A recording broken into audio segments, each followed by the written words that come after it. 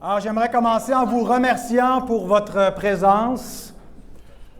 Au nom de la famille de la Sablonnière, de la famille Chiasson, merci d'être là pour ces moments solennels, ces moments où, depuis hier et depuis vendredi, la semaine dernière, on est dans un mode de deuil, pour certains de façon plus vive.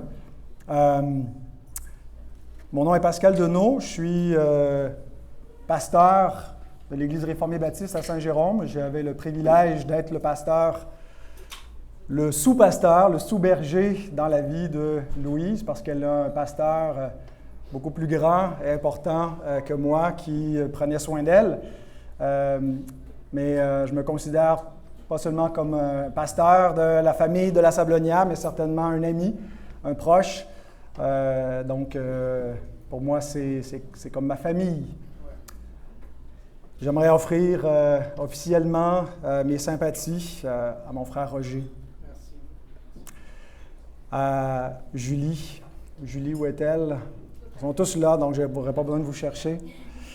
Olivier, Myriam, Mathieu et Ariane, Félix et Frédéric. Mon cœur est peiné depuis le départ de Louise, l'épouse, la maman, la belle-maman, la grand-maman.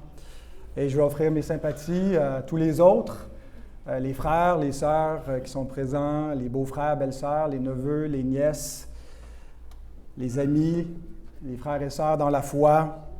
Nous sommes tous dans le deuil aujourd'hui. Et nous allons tous avoir à différents degrés à composer avec le vide par l'absence de Louise dans nos vies. Alors, on est réunis pour célébrer ses funérailles. On n'est pas certain à regarder cette salle si on est rassemblés pour un mariage ou pour un deuil, mais c'est à l'image de Louise, n'est-ce pas? Une personne joyeuse. Hier, Roger, en terminant, il a dit « Aujourd'hui, j'ai des habits de deuil, mais demain, vous ne me verrez pas en noir. » Ma femme aurait voulu des couleurs. Il y a des couleurs. Il y a des sourires. C'est un mélange, bien sûr, que beaucoup de tristesse, mais il y a aussi une consolation et de la joie parce que nous ne sommes pas sans espérance. Et il y a effectivement une sorte de mariage pour elle en ce moment dans la gloire. Alors, pour ces funérailles, il y a un double but. Premièrement, de mettre de l'avant les promesses de Dieu. La bonne nouvelle, l'Évangile, qui est la seule espérance devant la mort. Et deuxièmement, d'honorer la mémoire de Louise, sa personne, sa vie. Alors, avant d'aller plus loin, je vous invite à prier avec moi. Courbons la tête devant le Seigneur. Dieu Tout-Puissant, nous nous approchons de Toi aujourd'hui par la médiation vivante de Jésus-Christ notre Seigneur, le Sauveur du monde, Ton Fils unique. Et nous te rendons grâce pour les entrailles de Ta miséricorde, sachant, ô Dieu, que Tu n'es pas indifférent à notre misère humaine et à notre profonde tristesse. Éternel, Tu es venu chercher notre sœur bien-aimée, Louise. Et nous te prions que tu nous aides à dire humblement et avec sincérité, l'Éternel a donné et l'Éternel a ôté. Béni soit le nom de l'Éternel. Notre Père, nous remettons entre tes mains cette cérémonie, ainsi que nos cœurs endeuillés. Puisses-tu bénir et consoler, relever et fortifier l'âme de chacun de nous au cours de ces instants et au cours des jours qui suivront. Reçois nos supplications et notre adoration au nom du Christ Jésus, mort et ressuscité pour accomplir notre rédemption. Amen. Alors, ces funérailles sont célébrées selon le rite chrétien, selon ce que la parole de Dieu nous révèle, qui correspond aussi à la foi de Louise. Et j'aimerais inviter Olivier à venir poursuivre cette cérémonie en nous lisant ce qui constitue l'espérance des chrétiens et qui était certainement l'espérance de Louise face à la mort.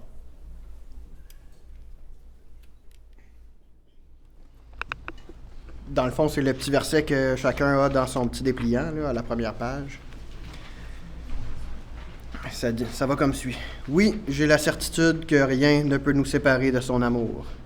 Ni la mort, ni la vie, ni les anges, ni d'autres autorités ou puissances célestes.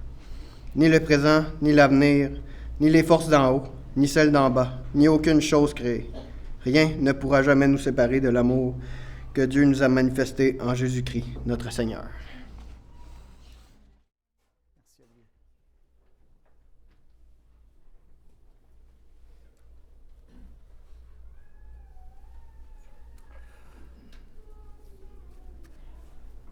C'est quelque chose comme espérance.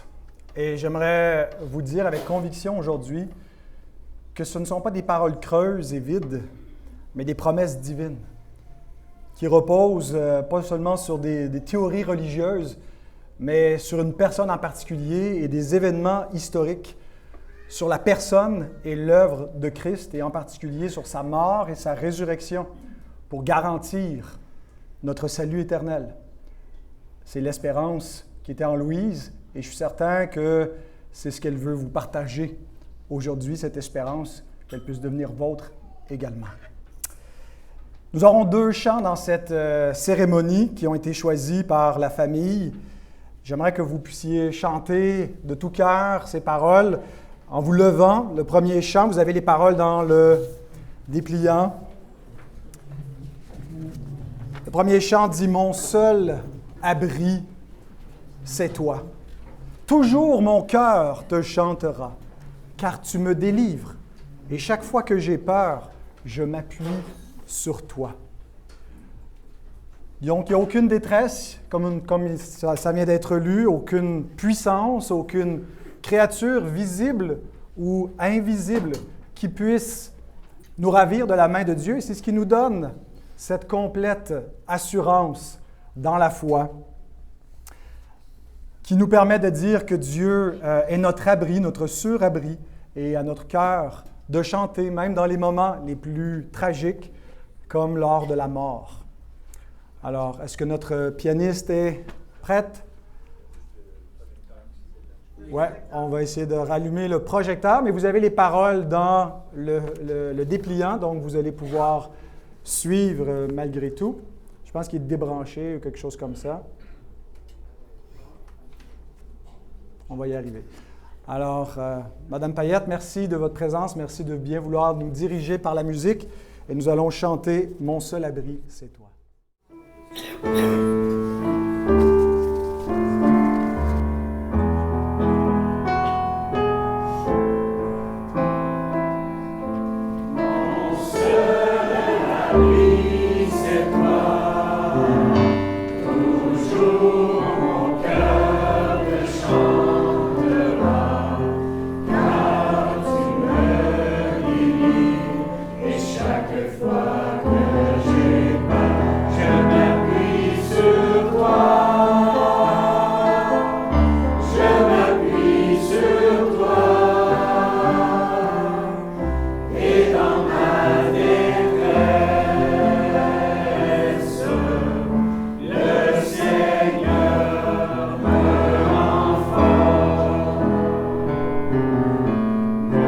Seul abri, c'est toi.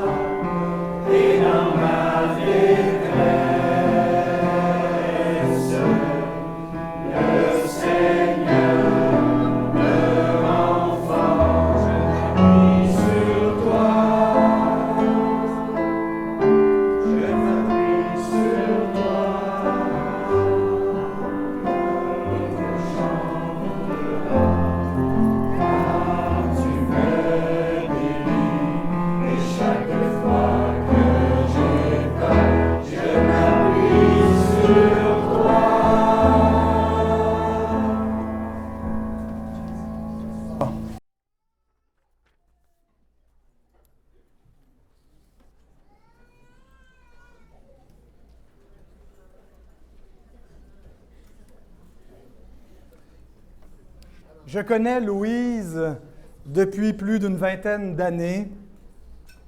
Je la connais comme une femme au grand cœur, une femme énergique, c'est un peu faible, n'est-ce pas, comme mot. Une femme avec une énergie à faire pâlir le lapin énergiseur, n'est-ce pas?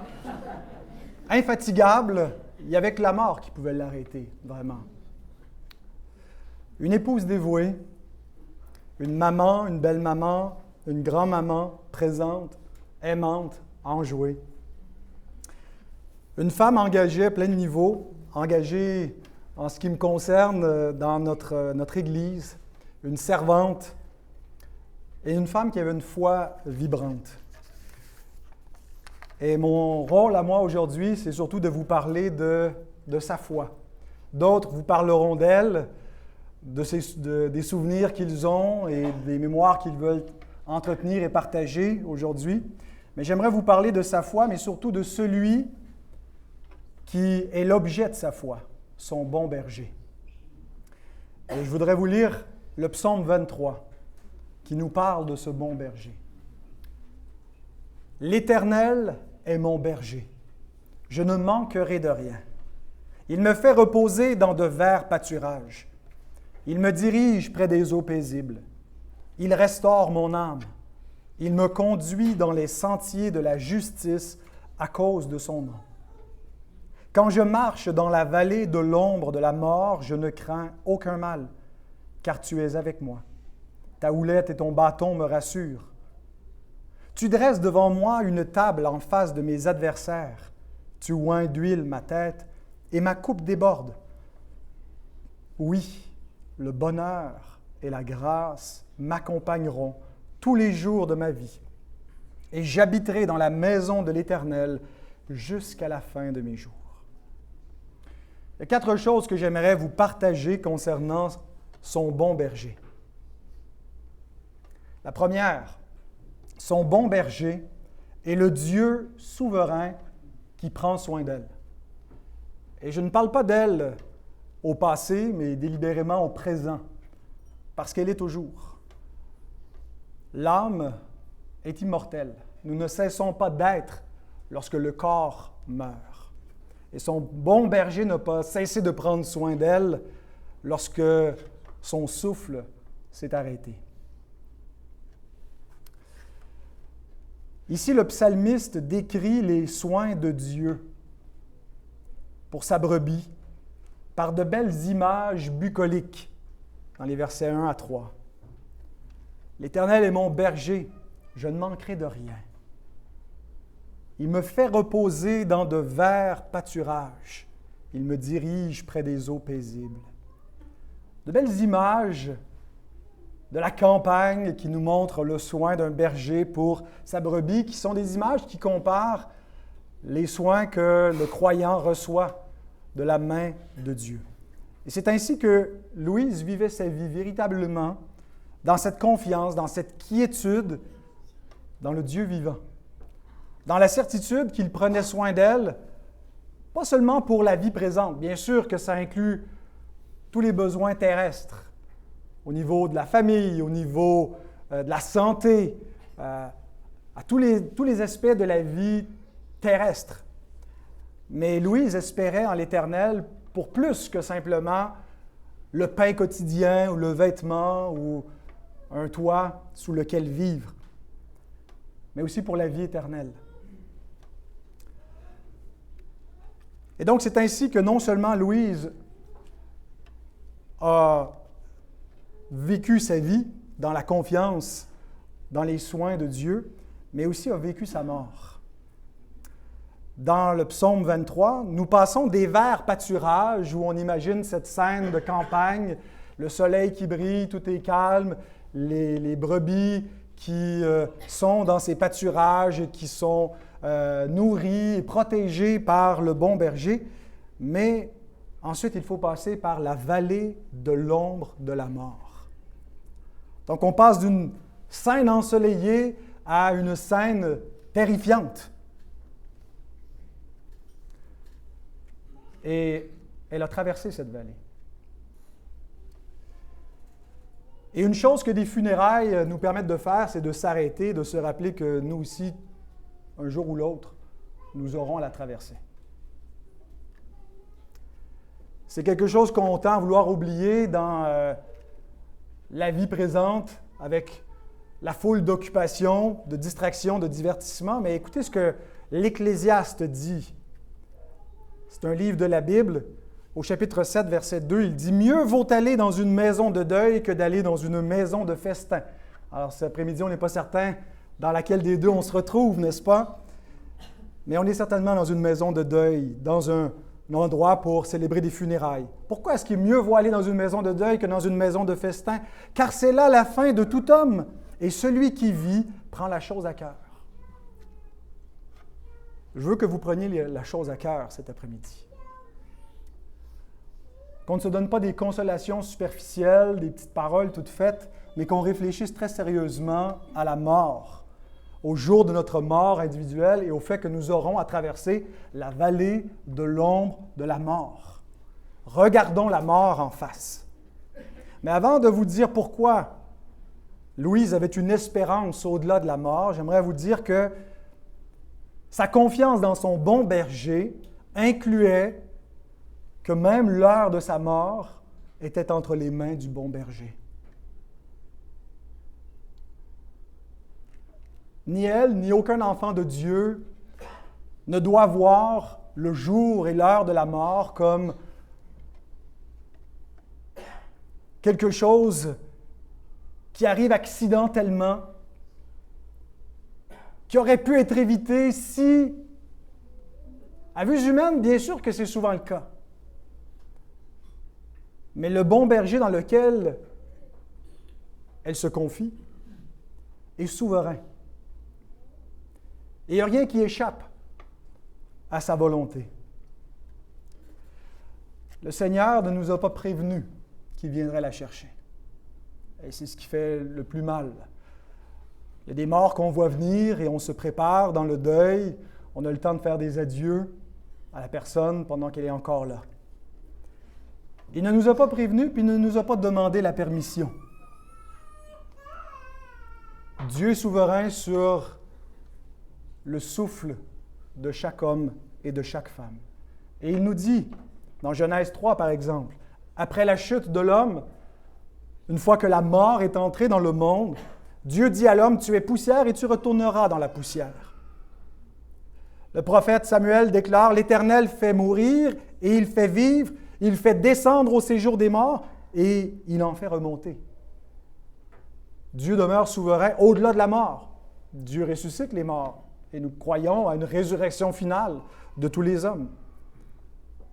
Le psalmiste dit ailleurs, au psaume 39, versets 5 et 6, « Éternel, dis-moi quel est le terme de ma vie, quelle est la mesure de mes jours, que je sache combien je suis fragile. Voici, tu as donné à mes jours la largeur de la main, et ma vie est comme un rien devant toi. Oui, tout homme debout n'est qu'un souffle. » Alors, nous ne sommes pas là pour contester avec les plans du Tout-Puissant. Pour reconnaître qu'il est souverain. Et cet après-midi, je veux vous inviter à le prendre comme bon berger, comme Louise. La deuxième chose que je vais vous dire concernant ce bon berger, non seulement il est le Dieu souverain qui prend soin de ses brebis, le bon berger a donné sa vie pour elle, parce qu'elle était sa brebis. C'est assez étonnant la confiance que David exprime au verset 4. « Quand je marche dans la vallée de l'ombre de la mort, je ne crains aucun mal, car tu es avec moi. Ta houlette et ton bâton me rassurent. » Ce sont les instruments du berger, la houlette et le bâton, par lesquels il protège et parfois discipline les brebis, mais qui rassurent la brebis lorsqu'elle est dans un contexte de danger où elle pourrait périr.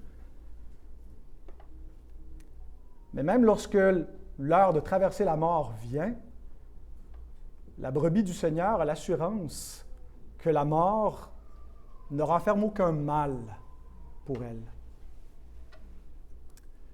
Et sans avoir une révélation complète de l'Évangile, David, qui écrit ce psaume, comprenait déjà que la portée du salut que Dieu lui offrait dépassait simplement un secours terrestre.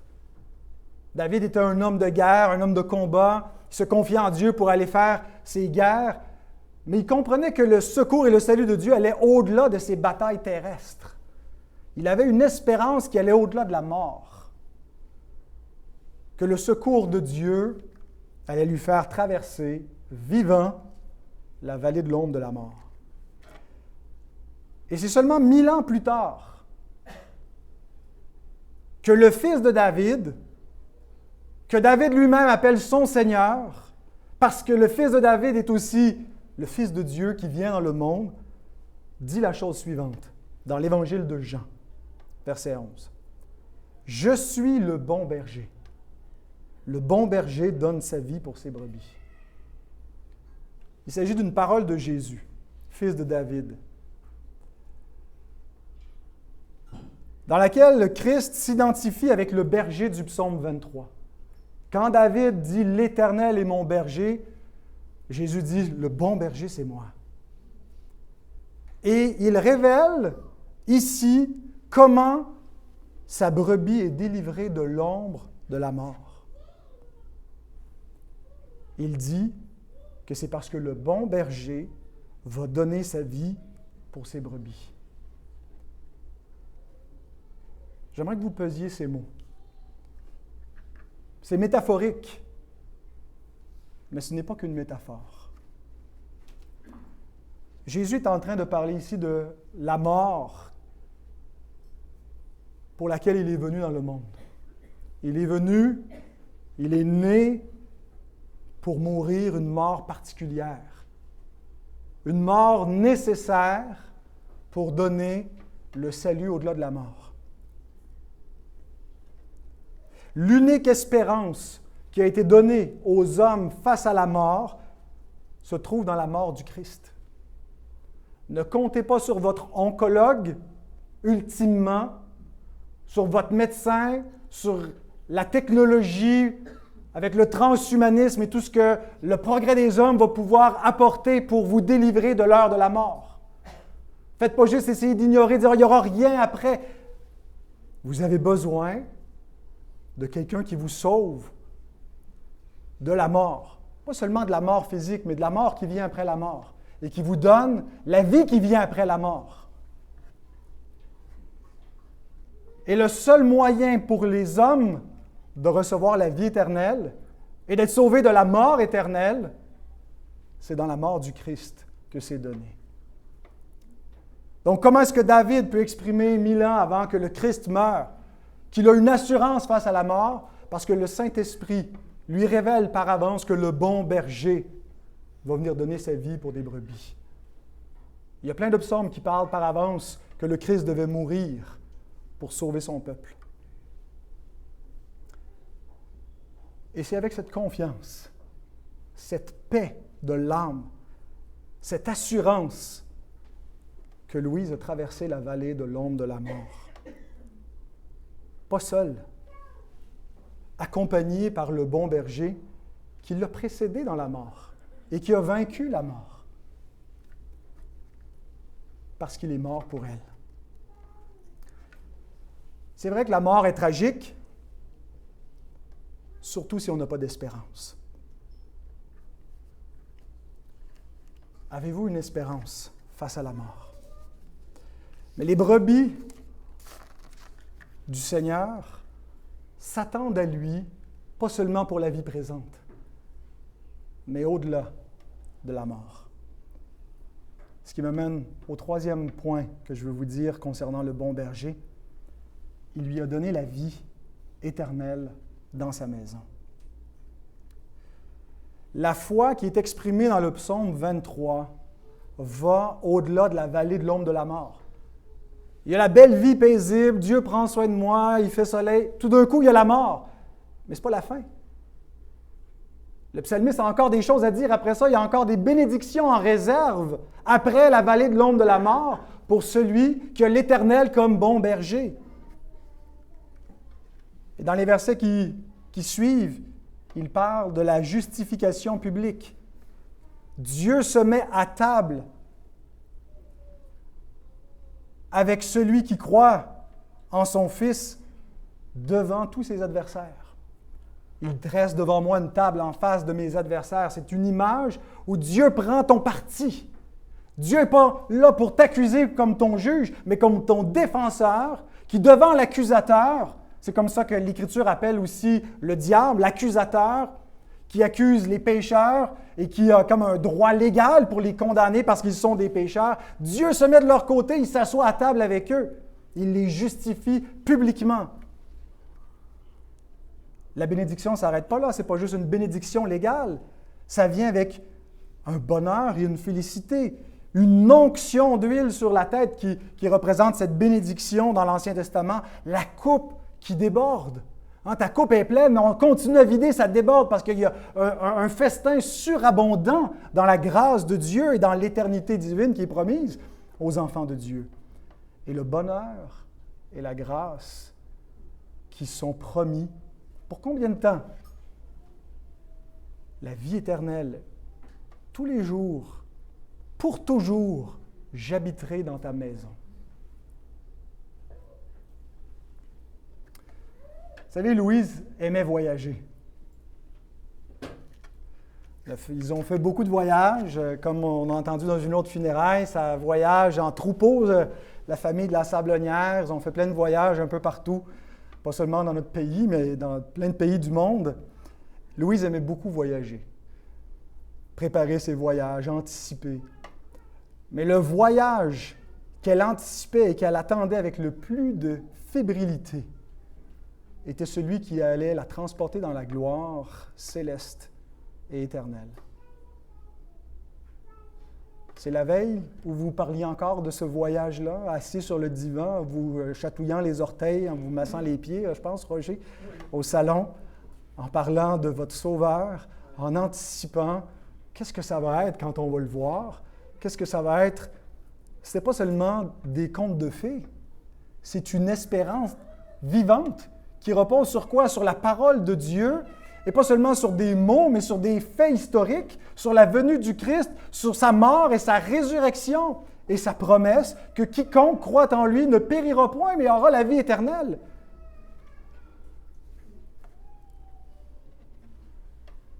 Et le plus beau, c'est que ce voyage-là est gratuit.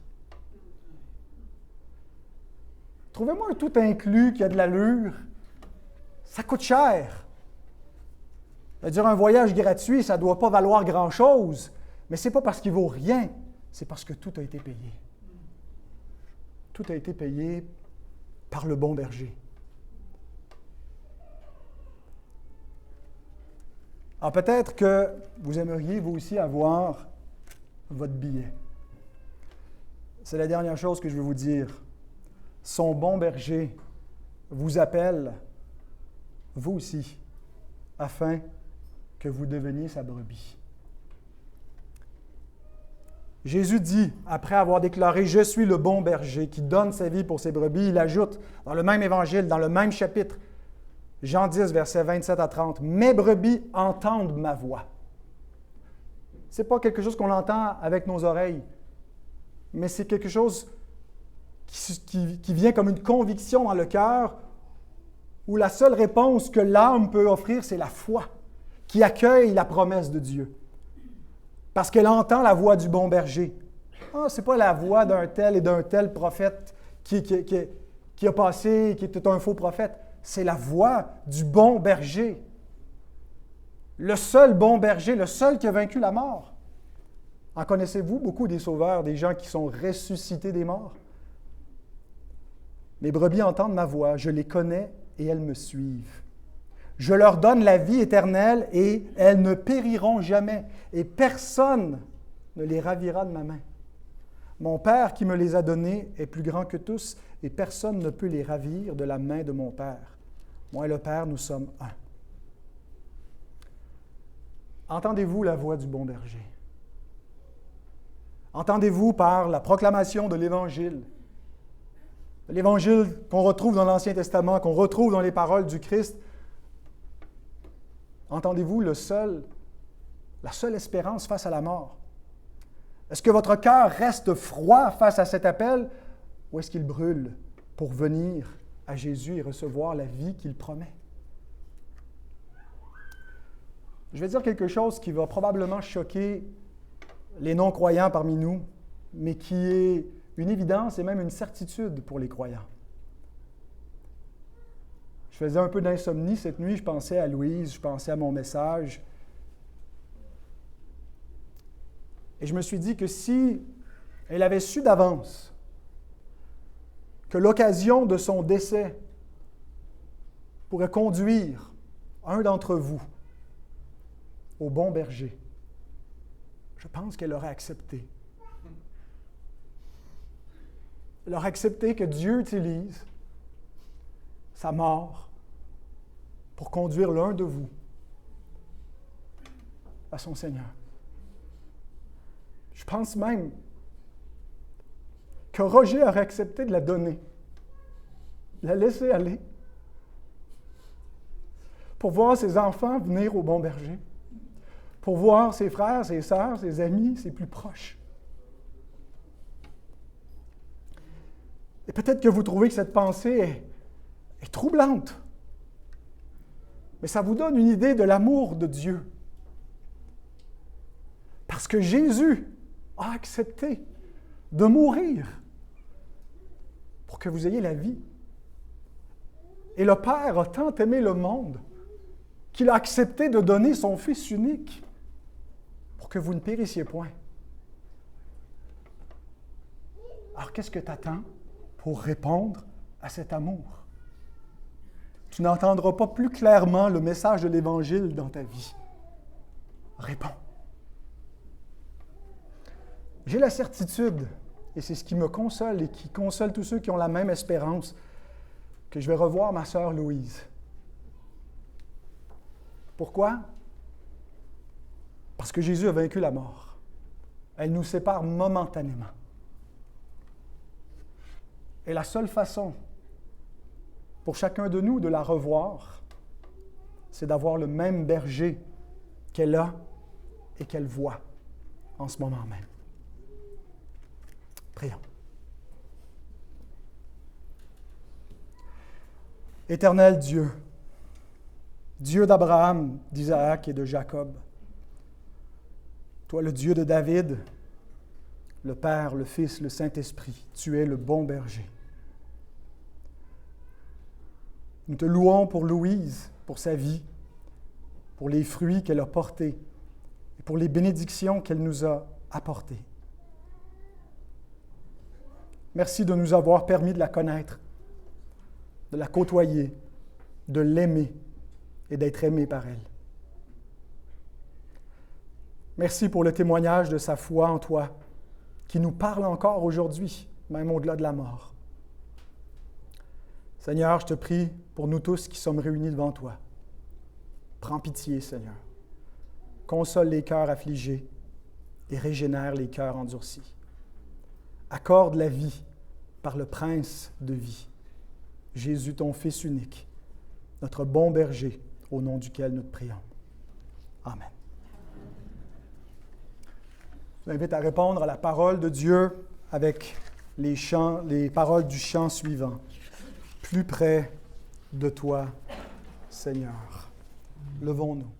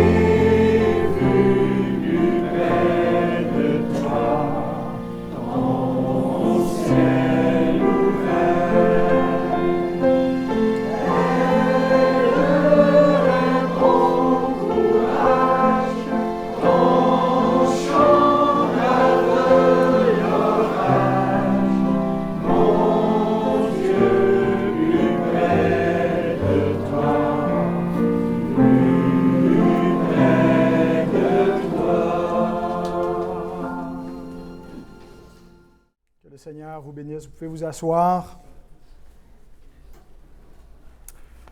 Nous allons maintenant entendre des mots de témoignage. Quelques personnes ont préparé des mots de témoignage, mais il y a de la place aussi pour des témoignages spontanés.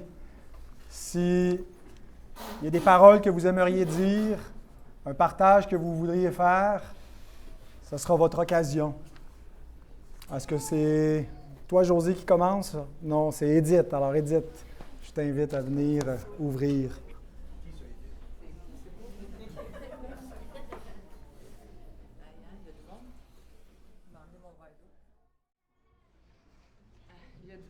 C'est fou. Ah là là. Enlevez mes lunettes, comme ça, je vais vous voir moins. Ah, pas trop de lumière. OK. Bon, je ne pouvais pas passer à côté d'un hommage à ma chère tante Loulou, mon amie. Car à toutes les fois que je lui parlais, c'était mon ami. Puis on se disait « Hey, mon ami ». Il y a une phrase qui dit « une personne de peu de mots ». Mais elle, c'était une femme de beaucoup de mots. Une chose qui va rester tout au long de ma vie et qui va me faire sourire, je disais souvent « si j'aurais ». Je l'entendais en arrière de moi dire « si j'avais le poisson-ci mange le poisson-ray ». Alors, quelle tante extraordinaire! Si vous l'avez croisée, fréquentée ou simplement effleurée dans votre vie, c'est sûr qu'elle vous aura marqué, ou peut-être même changé, par sa gentillesse, sa bienveillance, sa générosité. C'était une femme accueillante, recevante et tellement plus encore.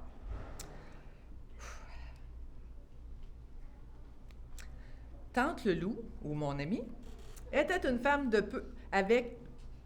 Attends, je recommence. Tante Loulou était mon amie, était une femme peu commune, d'une énergie incroyable. On dit souvent qu'une femme peut faire 2-3 choses en même temps. Aïe, aïe, pas elle. Elle, c'était un petit d'un bras, le téléphone dans l'autre, la balayeuse, la mop en même temps, tout ça à partir de chez Costco. Je veux pas vraiment faire de publicité, mais Costco, le chiffre d'affaires viennent de tomber. Tante Loulou m'embarquait dans ses projets. On était une équipe du tonnerre. Le temps des fêtes, les fins de semaine de chalet, on organisait des jeux. Elle en avait des idées. Elle avait ce don de mettre de la couleur dans nos vies, de la chaleur, du bonheur, un vrai rayon de soleil. Hey, shake, là. Bon, ça va bien. Pour tous ceux qui la connaissaient, on ne se le cachera pas. La ponctualité lui faisait souvent défaut. Mais tu as su être à l'heure pour ton grand départ. Car le Seigneur avait décidé le 23 juin dernier était la fin de ton voyage ici-bas et que le plus grand des voyages commence déjà pour toi. Maintenant, c'est à toi d'attendre après nous autres pour nous accueillir, quand le temps viendra. Tu vas tellement nous manquer. Ce trou que tu laisses dans le fond de notre cœur, dans nos vies, va être difficile. Parce que tu étais unique. Ce fut un privilège pour moi de t'avoir dans ma vie. Merci, Tante Loulou, mon amie, je t'aime.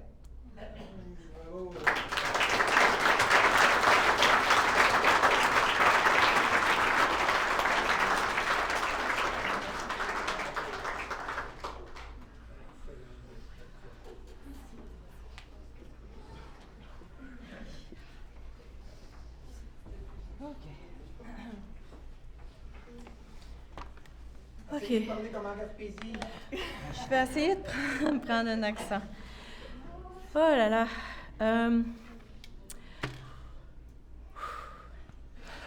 On sait tous que Louise était bonne et généreuse, qu'elle aimait la vie. Je pourrais en parler longtemps. On a pensé que ce serait plus drôle à son image de vous raconter des petites anecdotes que vous connaissez peut-être pas sur elle. Par exemple, à part la réglisse, savez-vous quelle était une de ses friandises préférées? Le cherry blossom. Quand on était jeunes, Hélène, Louise et moi, on allait au camp musical, une quinzaine de jours chaque été. Il y avait une cantine sur le camp qui ouvrait à 1 heure précise chaque jour. On allait se mettre en file pour acheter des bonbons. Le premier jour du camp, Louise était allée se mettre en file une seule fois. Et son tour venu, elle a dit au monsieur, « Bonjour, mon cher monsieur. Moi, je suis ici pour m'amuser. J'ai pas de temps à perdre en file chaque jour. Alors, vous allez me donner une caisse de Cherry Blossom. » Et c'est comme ça que Louise a inventé le Costco.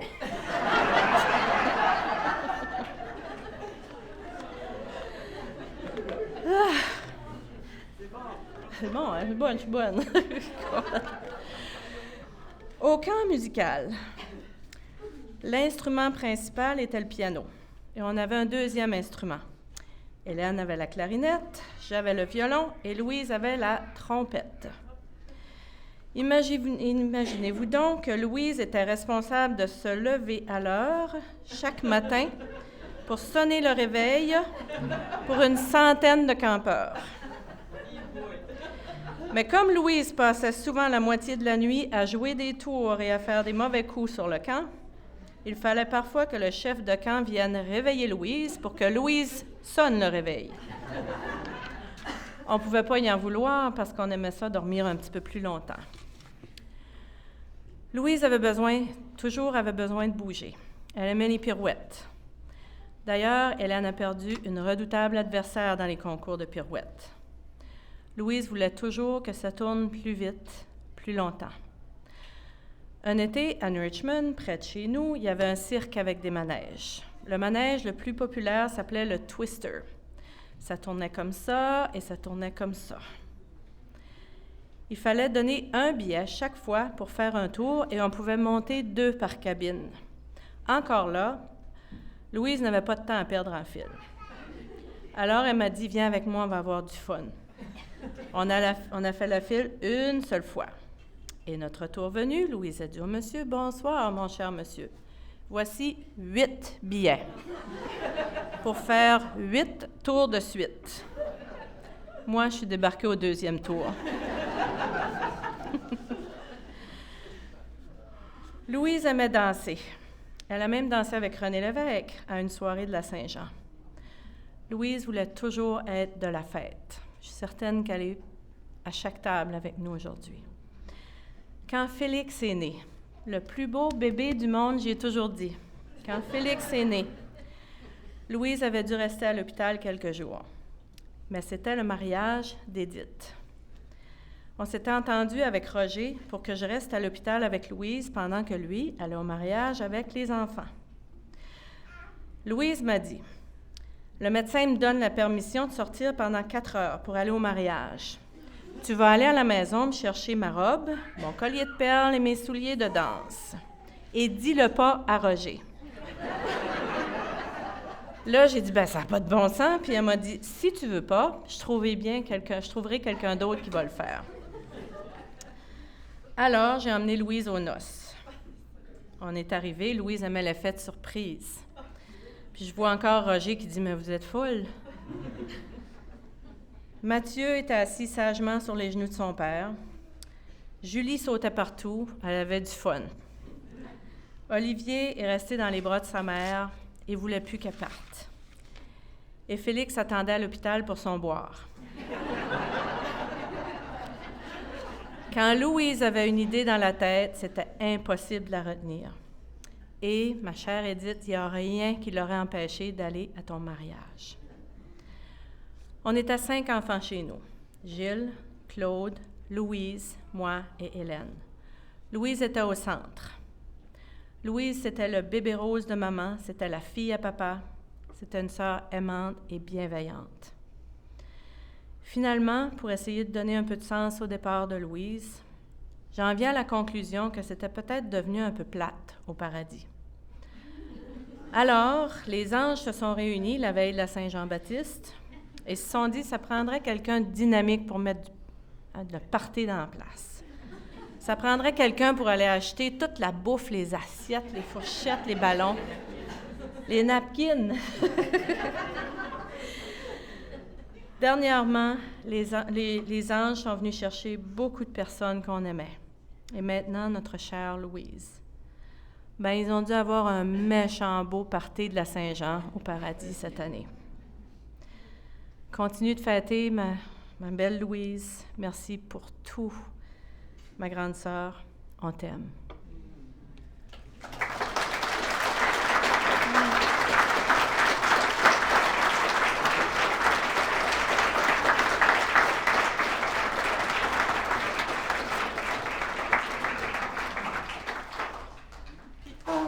Je voudrais juste dire un petit mot. Je sais qu'Edith, t'es tannée qu'on te dise merci, mais merci, Edith. Merci beaucoup.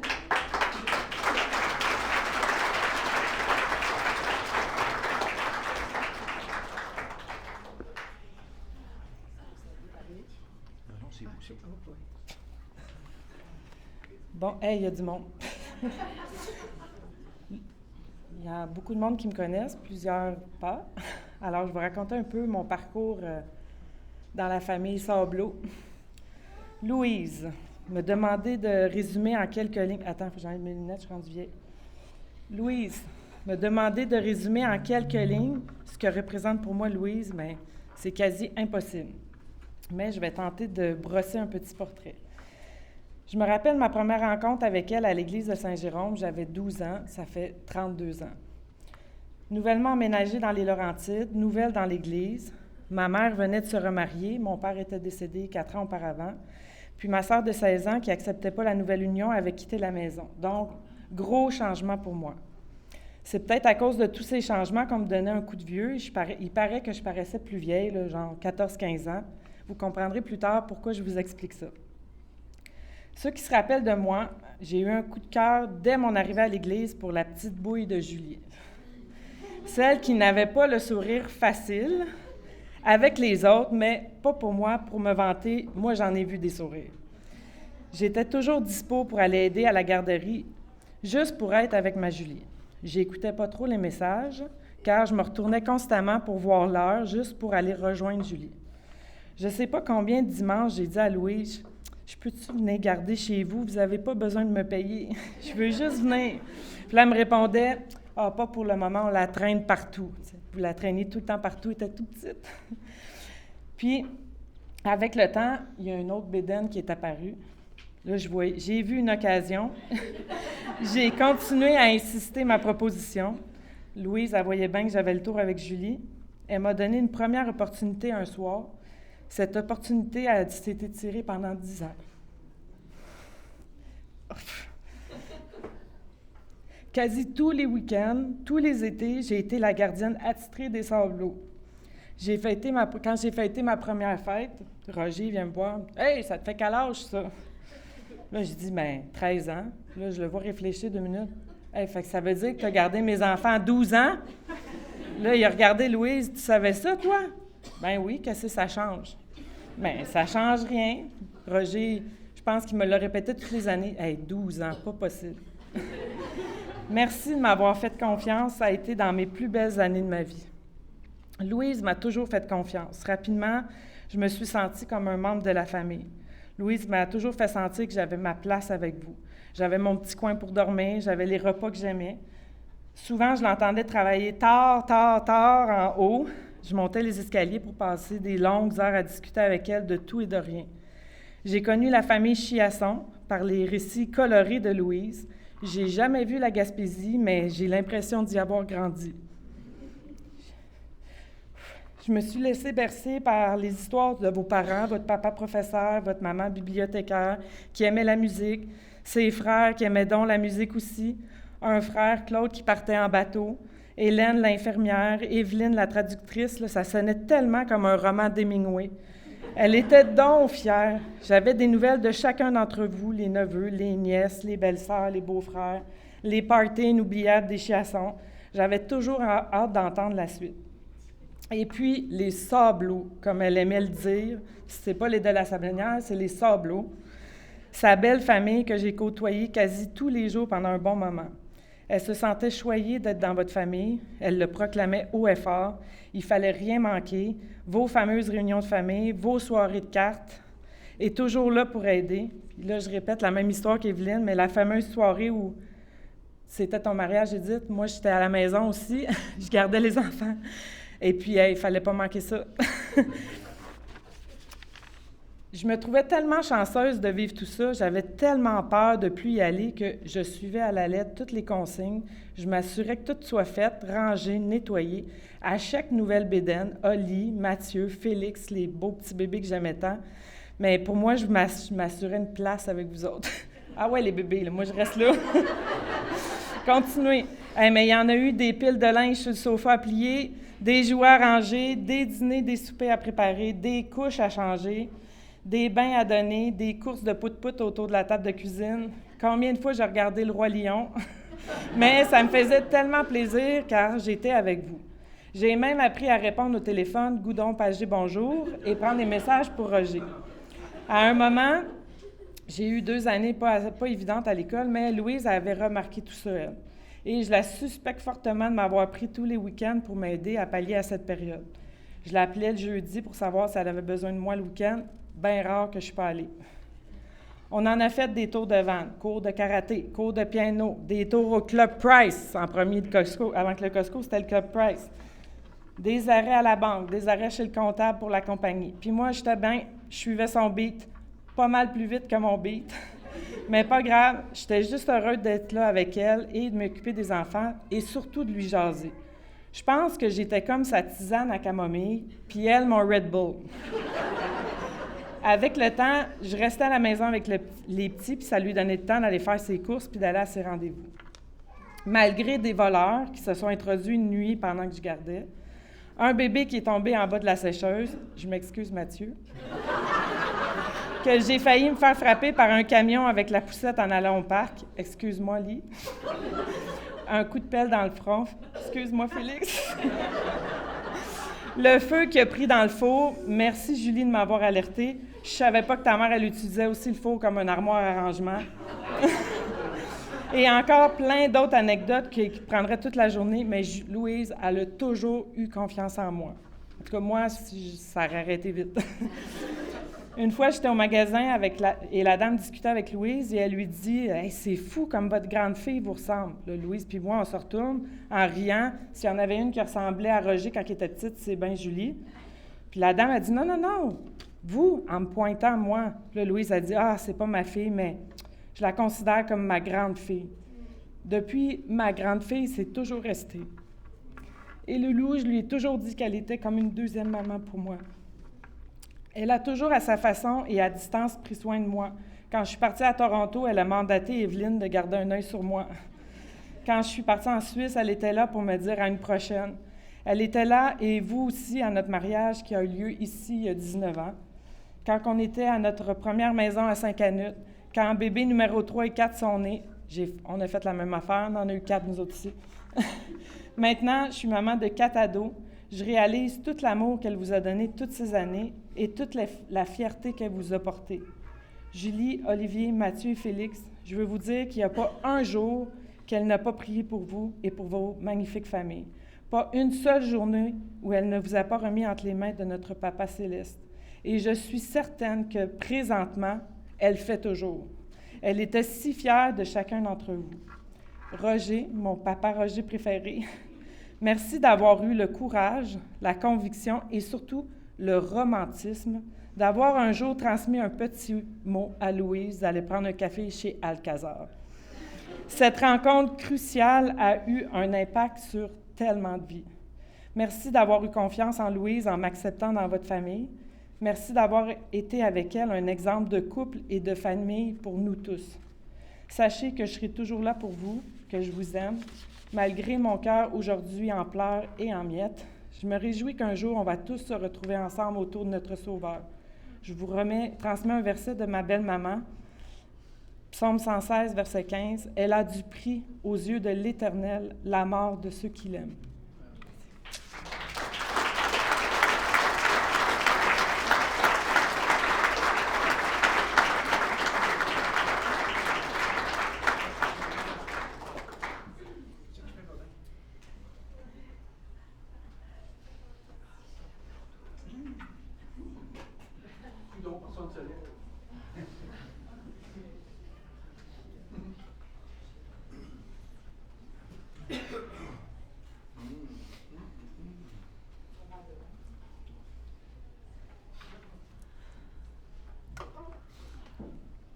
Savez-vous ce qu'il dit, le gars qui tombe du 20e étage quand il passe au 10e? Jusque-là, ça va bien. Hey, vous êtes plusieurs. Y en a-tu qui vous laissent en aller ou une petite pause ici? OK. OK.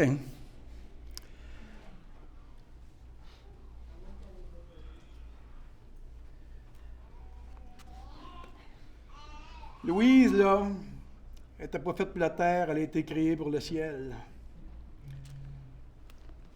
Parce qu'elle avait de la misère avec le temps.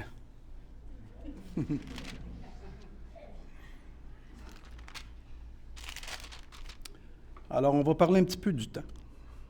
Je vous lis dans Ecclésiaste, Salomon, ce qu'il a écrit dans toute sa sagesse. Coudon, oui, rien.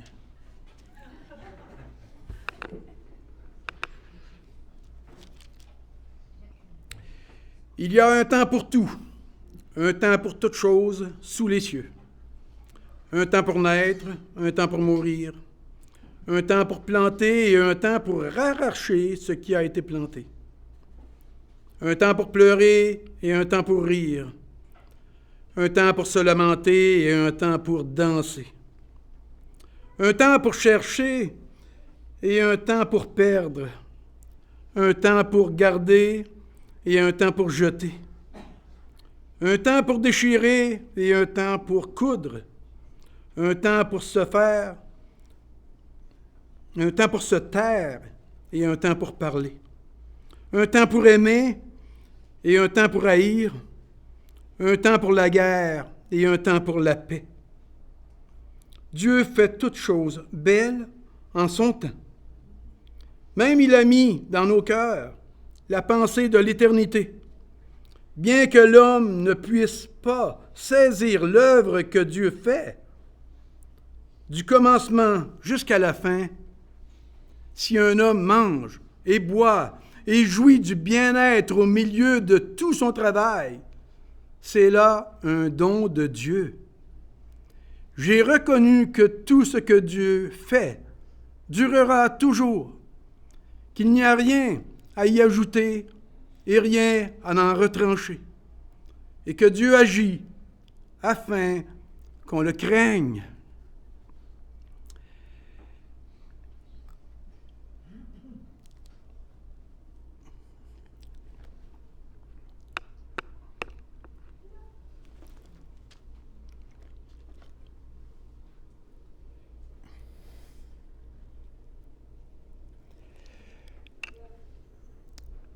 Il n'y a plus personne qui attend après.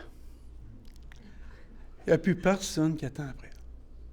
Là, maintenant, elle attend après nous. Mais elle n'a plus de montre. Elle doit être heureuse. Plus de montre. C'est pour ça que je vous dis qu'elle était faite pour le ciel. Elle n'était pas faite pour le stress de notre terre, de courir, puis aller ici, puis aller là. Elle l'a faite avec brillance, puis avec don de soi, comme c'est pas possible. Et puis, écoutez, je vais vous raconter, j'ai rien écrit, mais je vais vous raconter la dernière journée qu'on a passée ensemble. Vendredi matin, il y a une semaine, elle se lève. Je suis dans le bureau. Je m'étais levé peut-être une demi-heure avant. J'avais été lire. Marie dans le bureau. À quelle heure qu'on part? OK, on s'en va prendre un café. Ah ouais. Je ferme mon bureau, puis on s'en va prendre un café au bout de la table.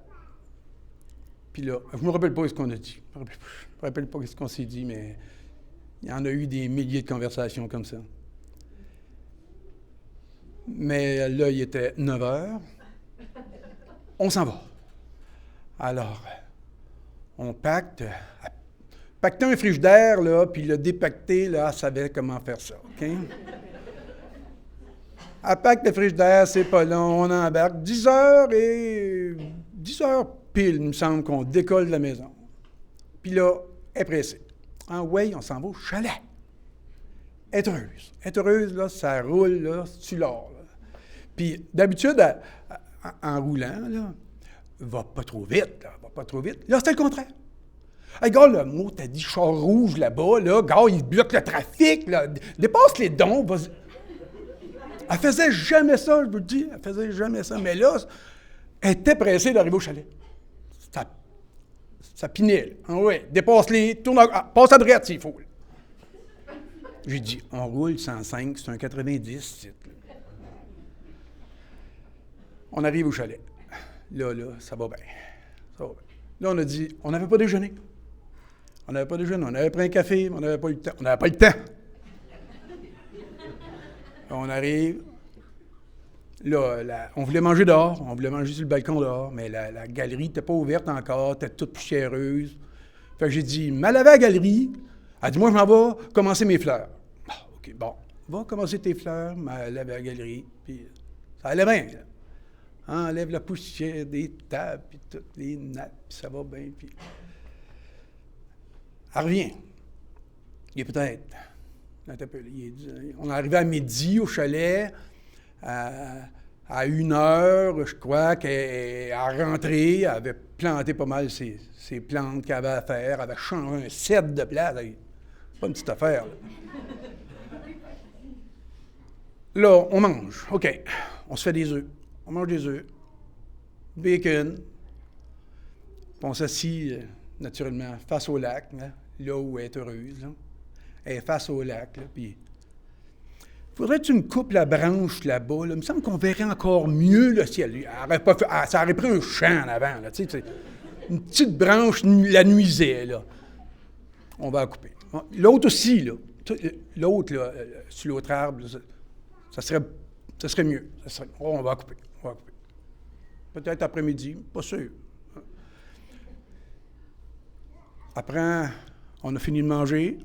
Elle prend nos 2 assiettes, elle va à la cuisine, elle revient avec le dessert que vous avez sur vos tables. Une réglisse, toi. Après des œufs, c'est bon.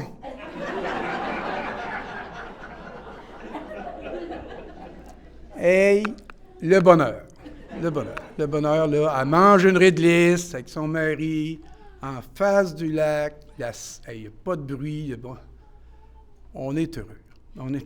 Puis là, on jase de toutes sortes d'affaires. Souvent, nos enfants, tu sais...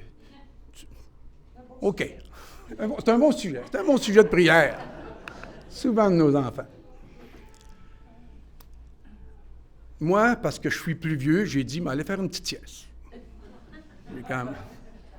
Alors, je me place dans les éboils. Il est 2h15, à peu près.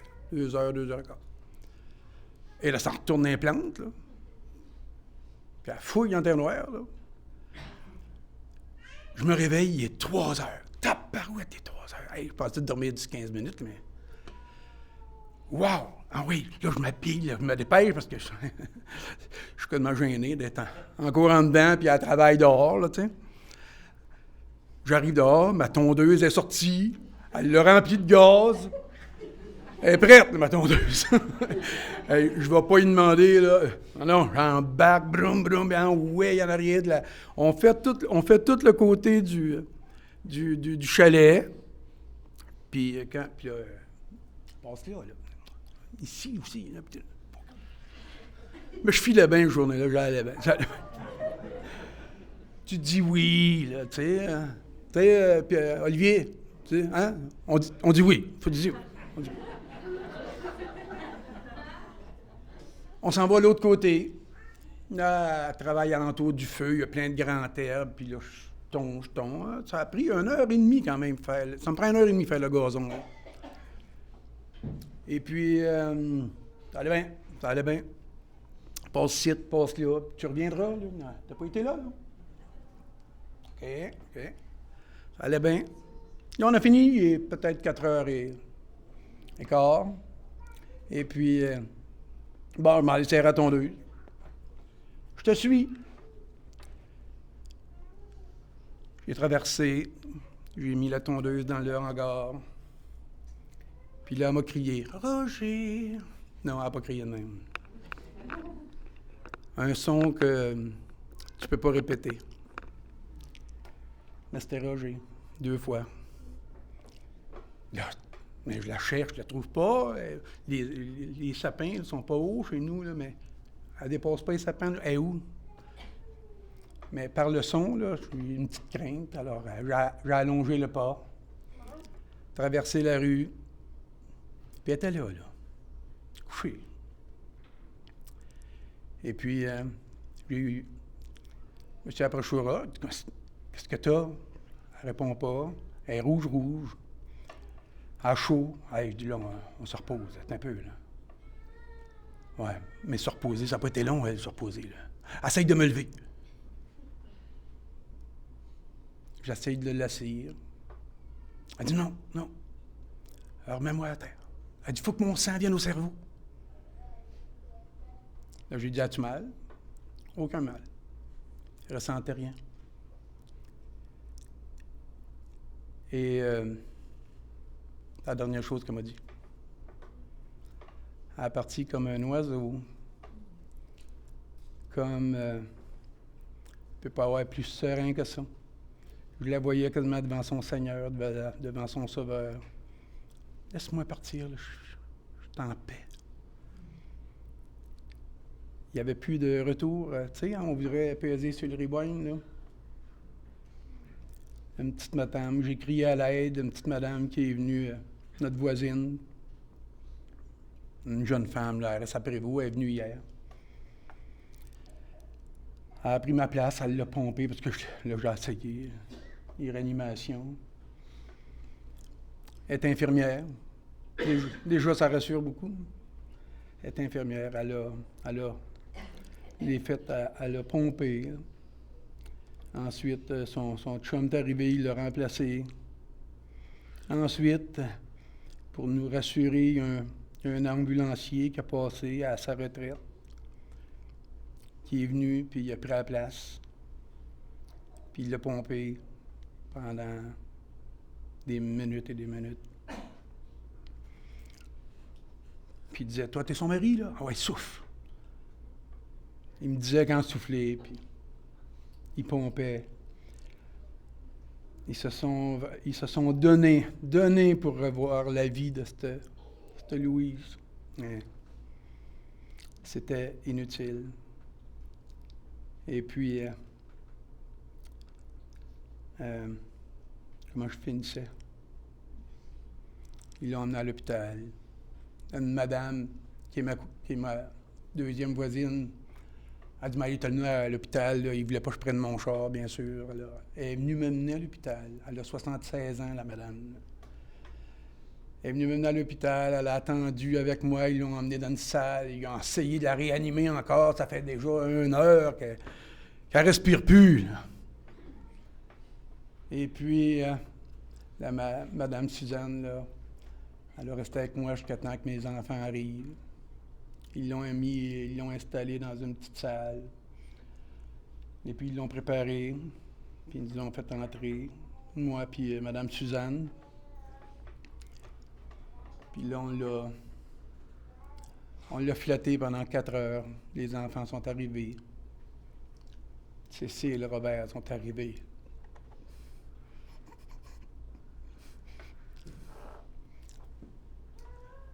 Jusque-là, ça va bien. Quand les gens, j'étais surpris parce que quand les gens entraient, je les avais appelés là, pour venir, puis quand les gens entraient dans la chambre, ils pensaient l'avoir assis. Ils ne savaient pas qu'elle était décédée. Alors, le choc était terrible. Là.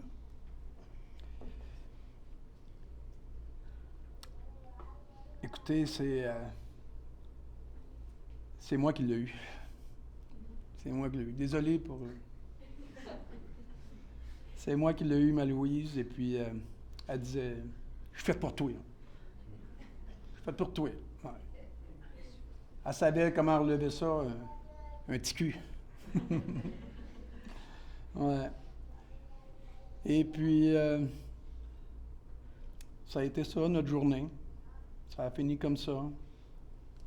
Mais je l'avais déjà envoyée dans les mains de son Seigneur, de son Sauveur.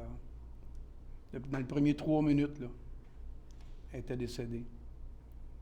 Puis j'ai prié à côté d'elle. Puis je l'ai envoyée en paix. Puis je l'ai remerciée, pour tout ce qu'elle nous avait donné. Une famille, 4 beaux enfants, maintenant avec une relevée de petits, puis je suis tellement heureux. Elle était tellement heureuse. Elle a été créée pour ça, pour donner du bonheur. Puis on pourrait passer la semaine ici, là. Tout le monde qui l'a côtoyée viendrait parler d'elle. On passerait la semaine ici. On aurait toutes des choses à dire sur elle, de beau. Je vais lui jouer une petite musique. Elle aimait tellement. On a tellement chanté ensemble, on a tellement ri, Le dimanche matin, je faisais exprès pour y mettre une chanson dans la tête, n'importe. Puis là, elle disait, tu m'as mis ça dans la tête, là, je chante ça toute la journée. Là. Mais, on trouvait des belles, j'en avais des belles. Et puis quand on s'en allait à l'église, là, ensemble, là, on disait, bon sang qu'on est heureux. Puis notre assemblée, là, c'était notre famille, là, c'est nos frères, nos sœurs dans le Seigneur. Là. Écoutez, on vous aime, puis on le sait comment vous avez été pour nous, puis pour elle, puis elle vous aimait tant, elle a aimé tout le monde.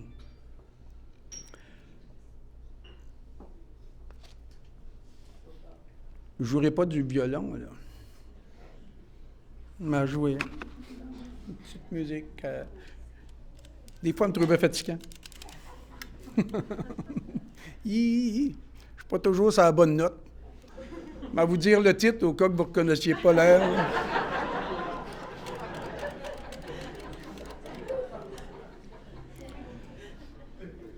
On va jouer Amazing Grace. C'est John Newton qui a écrit cette chanson. John Newton, là, son père enlevait des Noirs en Afrique puis les vendait en Europe. Puis John a continué à faire ça. Et puis, dans un voyage périlleux où ils ont affronté une méchante tempête puis ils étaient sûrs de tout mourir, les esclaves, ils sont mis à genoux. Les Noirs qui avaient enlevé de leur famille, de leur pays, de leur liberté. Ils se sont mis à genoux puis ils ont chanté cet hymne-là. Et puis, John Newton, en fin du compte, ils n'ont pas sombré. Hein. Le Seigneur a sauvé le bateau. Et John Newton, ensuite, est devenu un fervent pour le Seigneur, mais aussi un fervent pour la liberté des hommes. Et puis, il a travaillé pour la liberté des Africains, puis il a composé ça, cette air-là. Ceux qui a la serre, vous pouvez chanter, ça va être bien plus beau que la mienne.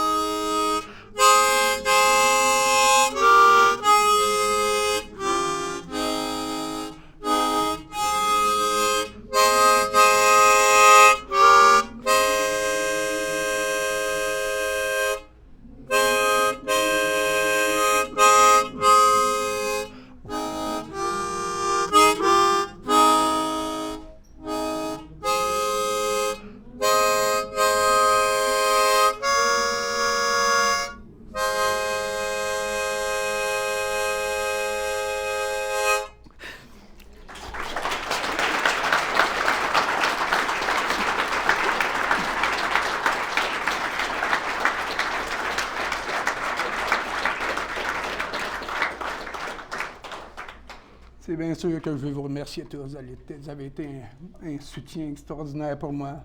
J'ai plané, j'ai volé pendant cette semaine. J'ai été élevé par toutes sortes de bons mots, puis de vos présences, puis des gens qui sont venus de là, du bout du monde, puis de là-bas. Vous êtes vraiment fins, vous êtes vraiment gentils. Merci à tous. Je le sais que vous l'avez dans votre cœur, puis on va la chérir jusqu'à la fin de nos jours. Amen. Amen. Merci.